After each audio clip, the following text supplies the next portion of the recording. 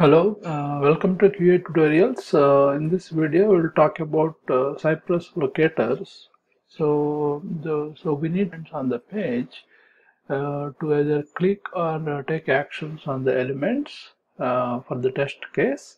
So we need to identify the unique ID or the on the page, right? So that is what we're going to discuss today. So we're going to discuss two type of selectors. One is CSS selectors and other is Cypress selector playground, right? So this is how we identify elements on the page. And so either you need to know CSS selectors. You can also easily find the elements by using Cypress selector playground. So let us talk about CSS selectors first. So assume like we have a page, demo page, HTML page, which has a login login box. And the label as username and input ID username, class login, name equal to username, type equal to text. So here the unique ID for this label is box is user ID, and it has a class of login, and it has an attribute name that is equal to username, right? And it has a label username. So this is the element we have on the page, right? So how do we identify the CSS selectors for this element, right? There is multiple ways we can identify this. We can identify by the user unique ID. You can identify by the class. You can identify by the name, attribute, or also you can also match by the string or suffix, like that. So there's different selectors. So we'll go through one by one, right? First, the class selector ID, CSS selector ID. ID is basically, this will be the syntax for the ID. So HTML tag, hash, and value of the ID attribute. So in the above case, so we have the HTML tag that is input, right? And value of the ID attribute is user ID. So it will be input hash user ID. So this will be the selector. So this will select this element, and we can type text on that or click on it by using this selector ID. Similarly, we can do the selector by class, CSS selector by class. So this will be HTML tag, dot, and value of the class attribute. So that will be, so the class here is class equal to login. So HTML tag dot class value of the class attribute, that is login. So that will be the value input dot login, right? That will be the element identifier selector using the class attribute. Similarly, we can do by the attribute, right? So HTML tag attribute equal to value of the attribute. So attribute is basically, so attribute is what we want to use it as a CSS selector. So it can be name, value, type, class, ID, and all. You should be able to uniquely identify the particular element we want to act upon, right? So here in this case, the attribute is basically name equal to username. So we can use that as attribute. So input, this is the HTML tag, name and username. Name equal to username, right? Or we can also use class equal to login, where login is, right? That is how you do attributes. Then you can also do substring. So you can also match a prefix. Prefix means HTML tag attribute with upper arrow prefix of the string. So in the above case, we can say like name equal to user, right? So here name equal to username, we want to match the prefix, right? User, right? You can put like upper arrow and user. Also you can match a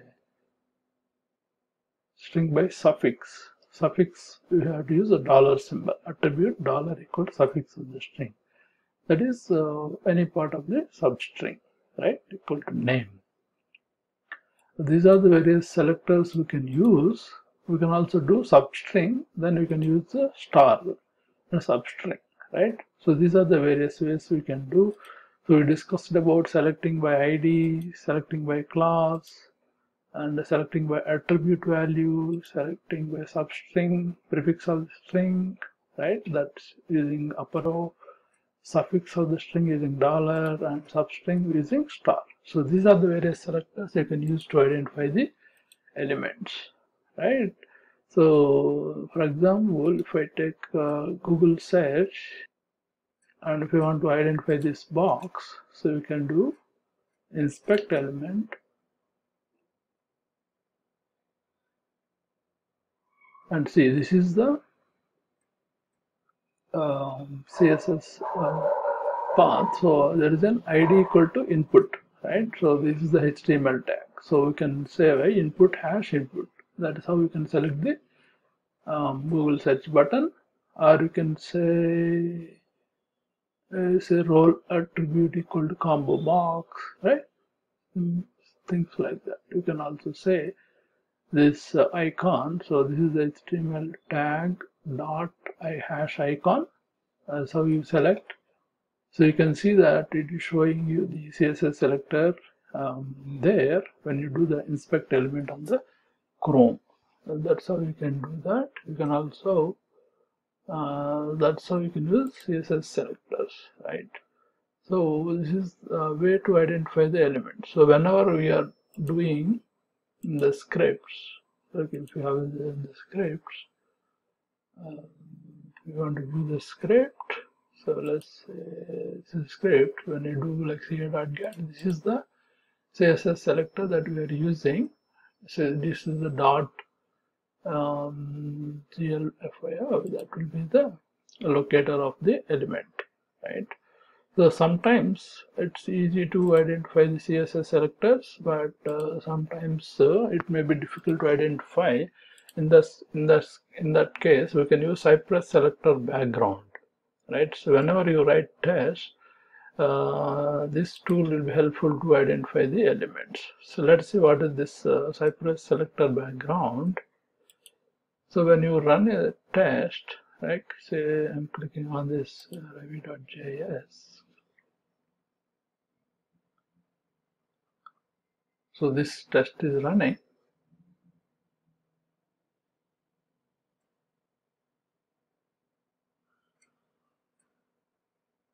So here we got this. So when we go here, so we have like a button, open selector background, right?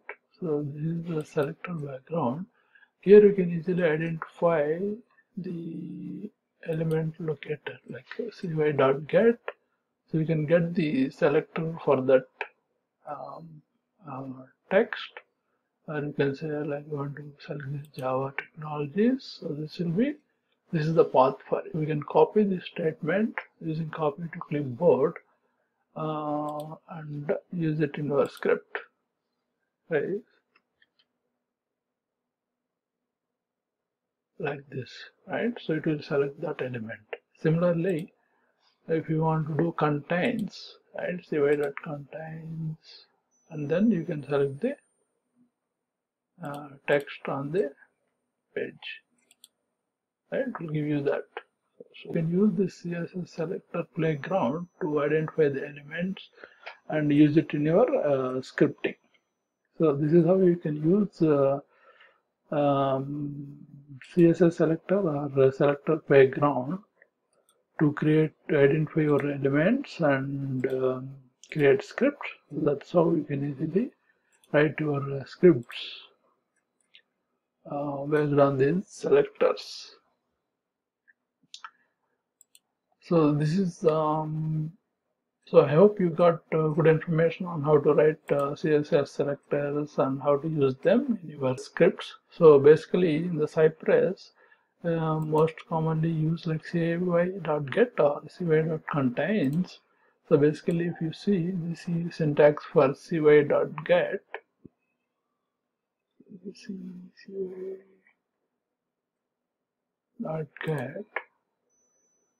you use the selector and then some options, right?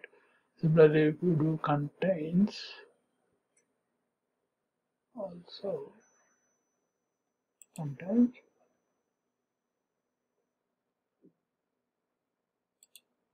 so it's content and selector and content, like that. So you need a selector for each of the commands.